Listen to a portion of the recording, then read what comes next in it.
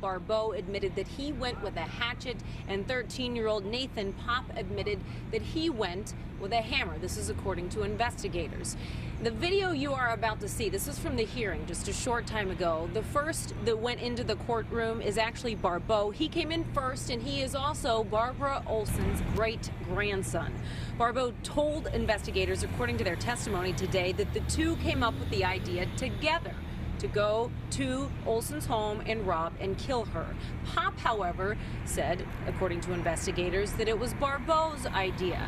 Now, Barbeau did admit to going to her home. They both admit, actually, to going to her home. Barbeau admitted that he hit her with the blunt end of a hatchet.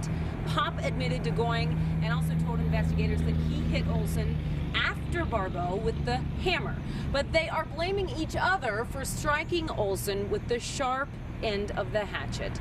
They both, again, were in court today during this preliminary hearing. They both sat, didn't say a word, and they sat with their heads down with their long hair in their faces and covering their eyes most of the time.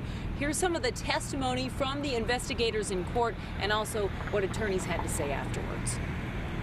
At one point, she let them into the house, and he had a hatchet, which he used the blunt end and struck her in the head at least twice.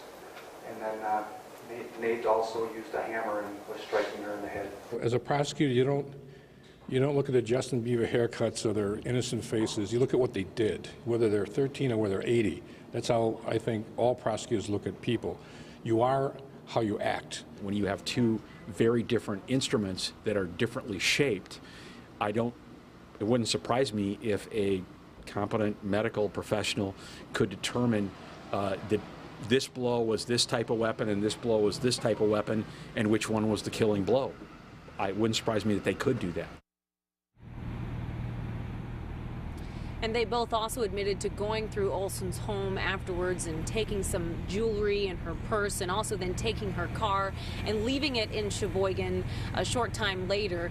Her body was discovered in her own garage by a family member 2 days later on September 19th. And again, today, the judge found probable cause, which means these two teens will be headed to trial. A decision on whether or not both attorneys for these two young men said they are going to try to get this case sent back to juvenile court because of their ages, but that a time and whether or not when that hearing is going to take place hasn't been determined yet.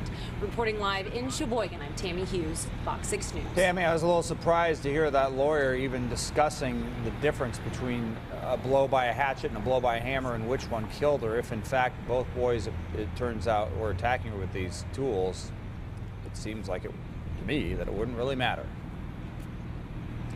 Actually, Brad, that was his response there. Was he was responding to me making that point. I said, what does it matter if they had both admit to striking her with different objects? And he was making the point that certainly something they're going to try and bring up later, that they hope that a competent person of the medical profession will be able to determine the type of hit, what kind of object it was that struck her, and was that or not a fatal blow. And so that is something that we can expect moving forward with this, that they are going to try and certainly make a point for their clients. All right, Tammy Hughes in Sheboygan with the latest on that tragic case. Thank you, Tammy.